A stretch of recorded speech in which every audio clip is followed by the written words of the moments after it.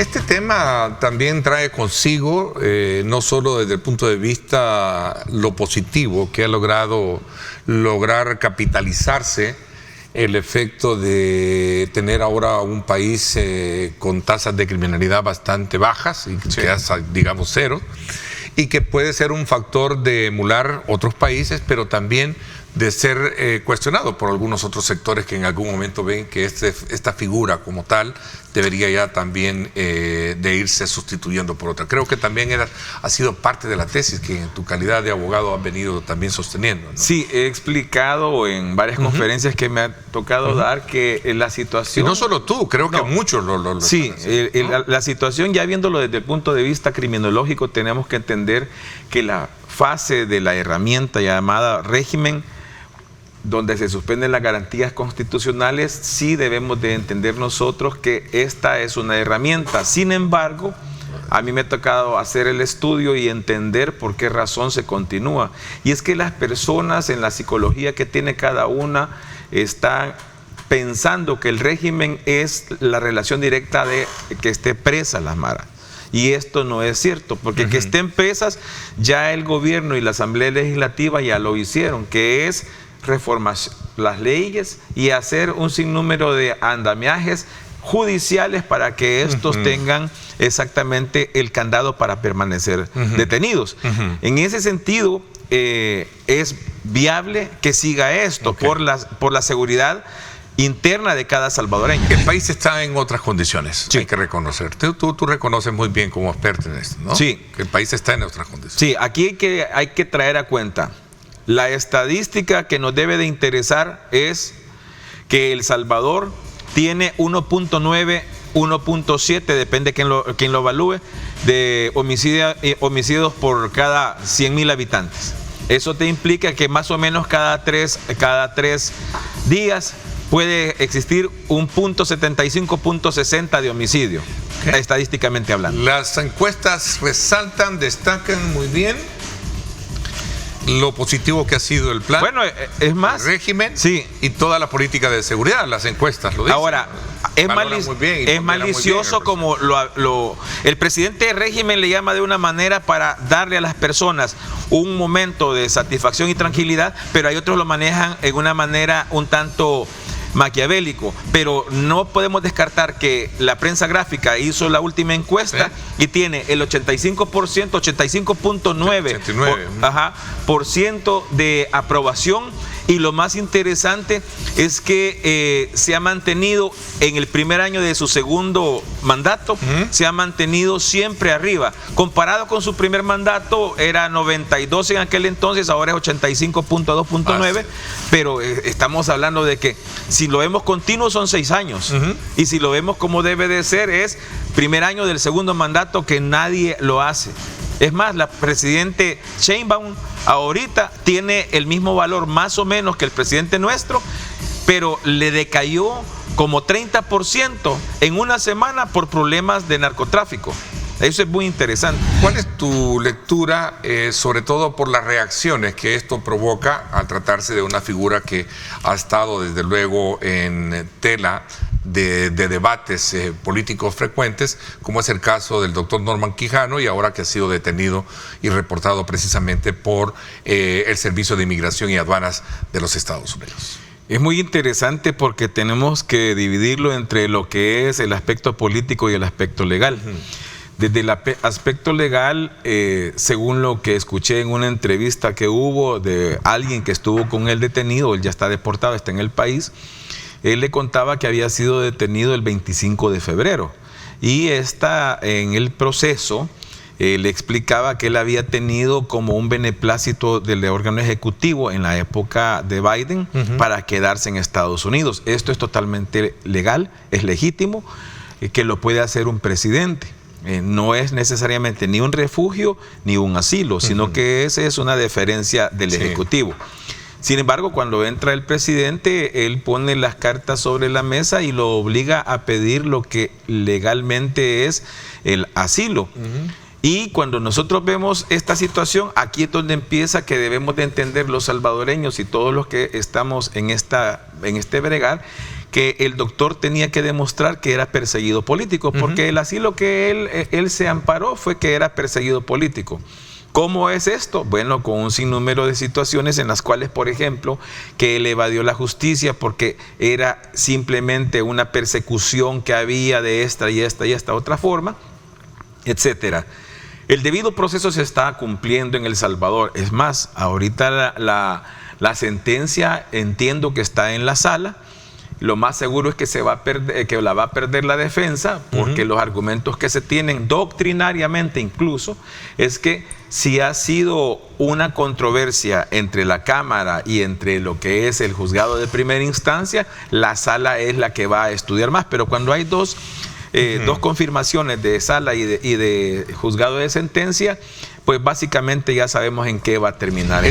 El señor doctor Quijano lo que hizo fue quedarse callado y aprovecharse.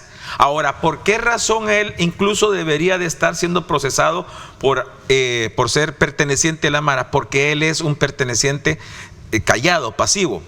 ¿Por qué? ¿Cómo él pide? Se supone, estoy narrándolo según la prueba que hemos visto nosotros, que ha desfilado en redes sociales, en algunos programas. Se supone que cuando se le da dinero a un sicario y le dice uno, mira, haceme el favor de que esto y esto y esto ocurre, ya uno sabe que su herramienta para hacer cumplir la petición de uno es matando. Entonces yo le decía a la Mara, mira, quiero ir a votar a tal lugar, hay otros partidos que también están involucrados en eso. ¿Cómo es la única manera que la Mara podía hacer que las personas votaran? Amenazándolos a muerte, lesionarlos, extorsionarlos o violarlos. Entonces eso es lo que se convierte en gravedad. Ya él entra como condenado, nada más que en la fase todavía de estar peleando recursos. Él puede ir directamente al SECOT. Es que el SECOT no es una situación de que estas son las condiciones, no. El SECOT es un centro penitenciario que tenemos en El Salvador. Lo que sucede es que quien va ahí normalmente es el que tiene más problemas con la justicia salvadoreña, que se llaman mareros. Que allá vayan a tener un sector que le llamen SECOC, que es el de confinamiento para corruptos, es otros 10 pesos en El Salvador. Pero lo que tenemos que entender nosotros en este momento es que no es válido que políticamente algunos politiqueros se estén bañando diciendo, por ejemplo, yo escuché a uno que es bastante famoso decir que el error es que se tiene que mandar a Guatemala. Y la pregunta es, ¿por qué? Y él decía, no, es porque él es diputado de Parlacen, y eso no es cierto. Él tiene que ir al país reclamante, y si no, tiene que ir al país de origen, y él no, que yo sepa, no es guatemalteco, él es salvadoreño, y eso es lo que tenemos que entender. Y es muy interesante, porque la investigación del doctor Quijano no empezó con este gobierno, ni con este fiscal, empezó con fiscales anteriores. Y digo fiscales porque la investigación viene desde antes de Raúl Melara. Y esto implica de que la situación no puede alegarse que es una persecución. Esto es algo que está sustentado. Ahora, como criminólogo yo sí decía, aquí les había hecho falta, por ejemplo, lo que era la fonoscopía, que es la fonoscopía forense, que es ver la calidad de voz, si son los mismos al cruzar dentro de una grabación. Y para que lo sepa los hermanos salvadoreños, aunque sea un excelente imitador, en fonoscopía forense no puede descubrirse que él y el otro se confunden. Eso es mentira, porque ya de una manera computarizada uno puede saber que es diferente. Y eso es lo que tenemos que entender. Actualmente en El Salvador siento yo que se está llevando bien lo que es el proceso judicial. Y desde el punto de vista jurídico, por ejemplo, sus abogados están haciendo el último recurso que les permite antes de que caiga en firmeza la sentencia. Estamos hablando de los 13 años, 4 meses que le han impuesto. Sin embargo, desde el punto de vista político, ese es totalmente diferente. Aquí es donde nosotros vemos y se pregunta por qué razón el presidente Trump no lo revalidó con el beneficio del presidente Biden. Simple, ese es un beneficio que tiene el presidente, el presidente del órgano ejecutivo, el presidente de una república. Aquí en El Salvador han habido ese tipo de beneficios, pero en El Salvador no se ha utilizado. Estamos pudiendo construir los sueños de cientos de miles de salvadoreños con toda la libertad hasta donde nos llegue la inteligencia y los esfuerzos, con la colaboración de tantas instituciones, de tanta gente, con la participación de un pueblo. O sea, todo lo que luchamos durante toda una vida, con mucho, mucho esfuerzo, pero estamos pudiendo llevarlo adelante. Entonces, por eso siento que no quiere decir que el país es Disneylandia, sino que siento que cada día las luchas permanentes que han llevado una vida entera, uno las puede ir llevando a cabo y lograr que cada salvadoreño, ayudarlo, acompañarlo en ese proceso importante de florecimiento, de desarrollo emocional, intelectual, laboral, educativo. Entonces, en ese aspecto me da una enorme alegría sentir ese acompañamiento desde el presidente hasta las instituciones, ni hablar del pueblo, de los maestros, de los directores, del Ministerio de Educación, de Salud, de CONAPINA, de Cultura, del INDES, o sea, de los medios, o sea, me siento tan acompañado, ¿no? Me siento tan pleno de poder, y cómo uno va notando esos cambios que uno siempre los imaginó. Claro. Y la verdad le digo, Ernesto, me lleva a otra reflexión que digo, ¿por qué se tardó tanto? Y medio me emociona, pero porque te pusiste de pie. ¿Sabe por qué es en respeto a ellos? ¿Sabe por qué? Porque los pibes acá los mataron, vivieron la muerte y los estigmatizaron, los reventaron durante décadas. Claro. O sea, el joven era el sinónimo del delincuente. Sí, entiendo la sensibilidad con y puchas, no venía preparado para esto. Pero siempre son nuestras conversaciones así, porque tocamos la sensibilidad del tema, ¿no? Es que, ¿qué hacer? Es que usted que va, se da cuenta, y cuando uno habla con esos chicos, que mire que yo voy a los lugares más olvidados a propósito, que me llevan 10 horas en la camioneta, así me queda la espalda después. Uno va de Manguera a la isla, el otro día a Morazán, al norte, a Chalatenango, al límite con Honduras. Cuando uno habla con los chicos y los descubre, que no es fácil hablar con los pibes, no es fácil, porque yo soy un tipo grande, para ellos, ¿cómo me verán? Como un abuelo. Se imagina, yo tengo 64, me siento como de 63 nomás, pero la verdad, y cómo uno puede conectar, entenderlos, valorarlos. Y se aguantaron todos estos chicos, los pasados, los que no están, se aguantaron que los trataran como potenciales delincuentes, como que eran vagos, como que no, que la juventud está perdida, que no le interesa nada. Dejémonos de bromar. Caminen, los invito a que vengan cuando quieran. A ver si les da esa misma sensación hablando 10 minutos con los chicos. Hoy es un día distinto, que antes hacían lo que podían y ahora nos encantaría que hicieran lo que sueñan. Que nosotros los vamos a acompañar. Que va a haber alrededor de 15 universidades. Hoy vamos a firmar más tarde con 2 prestigiosas universidades del país, 2 convenios nuevos, uno con la Universidad Tecnológica y otro con la Universidad Evangélica. Van a ser 15 las universidades que van a estar a disposición del pueblo salvadoreño. Escuelas técnicas, cursos vocacionales. Vamos a hacer lo imposible para que cada chico estudie algo. Para que cada chico, si quiere ser arquitecto, médico, abogado, comunicaciones, agrónomo, veterinario, etcétera, o si quiere estudiar arte, o si quiere estudiar un técnico en informática, lo que sea, pero queremos que estudie. Si quiere hacer un curso de 3 meses, bueno, pero que estudie, que se prepare. Y vamos a meter los dedos adentro de la tierra para que se nos vayan los menos posibles. Se nos vayan los menos posibles significa que si se gradúan 55.000, antes estudiaba el 2% a lo mejor de esas escuelas públicas. Vamos a hacer lo imposible para que el año que viene sean 10.000 o más. No es un problema de dinero, es un problema de un cambio cultural en donde primero vamos a intentar que el chico se vea como parte de este mundo, que lo está construyendo, que le está sirviendo a él, a su familia, a su comunidad, a su país, que es útil, que puede ser parte de toda esa, de esa industria, de esa empresa, de esa universidad, de esa institución, etcétera. Pero para eso necesitamos ese acompañamiento importantísimo de esos maestros, de esos directores, de esas comunidades, de esas familias, de esas universidades, de los medios, de todo, porque estos cambios requieren de un esfuerzo tremendo, son transformaciones muy profundas de país. ¿Tú crees que hemos logrado superar esa brecha de acceso a una educación superior a la que muchas veces no se tenía? Bueno, estamos en ese camino.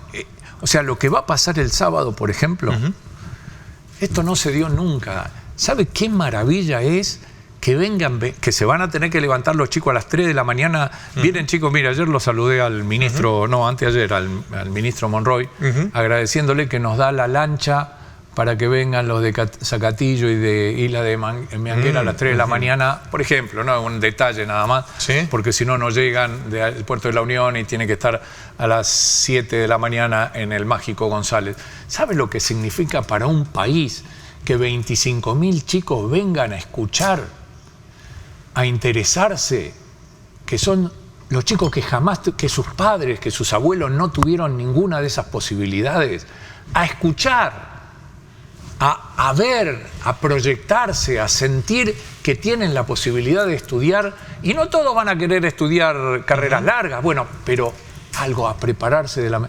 Esos son hechos históricos que deben tratarse en un país para hablar de una transformación real. Me decías que tienes el apoyo del presidente. Sí, mucho. La verdad que el presidente con nosotros se porta con su pueblo. En ese sentido... ¿Se va a lograr de alguna manera sembrar las bases fundamentales para crear una sociedad más incluyente, menos discriminatoria para esa juventud? ¿A cuánto, mediano, largo plazo tú mides esto? Ya, es una pregunta clave. Muy buena, muy buena. Yo hace 2 meses descubrí algo. Nada genialidad, ninguna genialidad, les digo, es una... Todo esto... dije, bueno, los educadores siempre hablaron de que esos son procesos larguísimos. Y es una verdad medias. Sí. Y le digo por qué. Nosotros ahora estamos hablando con los directores. O sea, yo personalmente me dedico... ¿Sí? No puedo ir escuela por escuela porque no me dan los tiempos, obviamente, ¿no? Nos reunimos en 4 espacios. A mí me tocó en 2 y nuestra directora de programas los hizo con otros 2. Pero llegamos a los 700 para explicarles, para pedirles, para motivarlos, para que nos acompañemos juntos. Somos amigos. Yo veo al director. Yo tuve que ir, yo me peleé con los directores años porque nos cerraban las puertas de las escuelas. Yo veo ahora que están motivados, que tienen ganas de ser parte de ese cambio. Ahora, si tenemos esa suerte de que ahora mismo está cambiando ese director, que empieza a cambiar ese maestro, que empieza a ver la luz al final del túnel y no pensar, uy, de estos 40 alumnos, uno tal vez siga a la universidad, ¿para qué me voy a volver loco si 39 van a seguir sin estudiar? Y entonces da lo mismo si sabe la tabla del 4, la del 8, o si sabe alguna cosa más compleja. Hoy vamos al espíritu, a lo más esencial. ¿Por qué eligió ese maestro esa profesión, ese director esa profesión? Nos metemos con los padres de familia para que acompañen. Sabemos que muchas veces los padres están necesitados y urgidos porque sus hijos trabajen y los acompañen para poner el pan sobre la mesa. Pero les estamos pidiendo que acompañen, que a lo mejor no era parte de su vida, de su cultura, de su acompañamiento familiar histórico. De su entorno. De su entorno. Hoy les pedimos a ellos, pedimos a las comunidades. 15 universidades vamos a estar firmando, ya tenemos 10, 5 más que se suman de las más prestigiosas. O sea, eso nunca se dio. Ayer hablé con el presidente de ASI, con el señor Jorge Arriaza. Jorge, sí. Creo que nos conocemos hace casi 30 años, desde distintas trincheras, en el sentido que él era secretario, yo estaba en la fundación, ¿no? A eso me refiero. Sí, comenzó como director ahí. Claro.